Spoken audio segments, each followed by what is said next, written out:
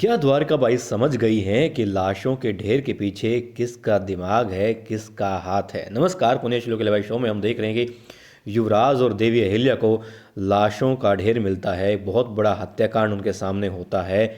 बैलगाड़ियों में लाशें होती हैं और महल में आ जाते हैं, पता करना चाहते हैं। पता लग जाता है किसानों की है, उनके परिवारों से मिलना जुलना होता है।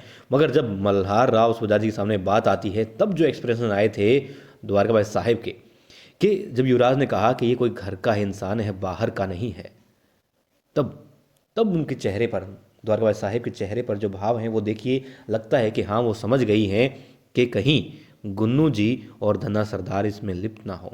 क्यों? क्योंकि देखिए, जब धन्ना सरदार को बुलावा भेजा था और गुन्नू जी को भी बुलावा भेजा था, धन्ना सरदार आ गए, खुश होते हैं दोनों, समधन और समधी जी। पास में कौन होती है? जमुना बाई भी होती हैं। तब लड्डू खाने ही लगे थे, तभी आता है सैनिक और कहता है आपको गुन्नू जी ने शस्त्रशाला में बुलाया है।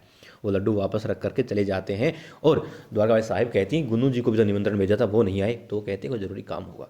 चुपचाप वहाँ से फिर चले जाते हैं और जिस हिसाब से वो वहाँ से गए, और फिर गौतमा बाई सरकार की मंजली बहन द्वारकाबाई साहब ने और उनकी दासी यमुना बाई ने जिस तरीके से एक दूसरे को देखा, जो चेहरे के भाव थे वो यही थे कि मतलब कि वो लोग कुछ ना कुछ गड़बड़ कर रहे हैं, कुछ बड़ा कर रहे हैं, तभी यूं गए हैं। वो चेहरे पे भाव उस वक्त भी उनके थे और शंका के भाव तब आ गए जब छोटे युवराज ने कहा कि कोई घर का ही बंदा है जो ये हत्याकांड कर रहा है, इसकी तह तक जाना होगा।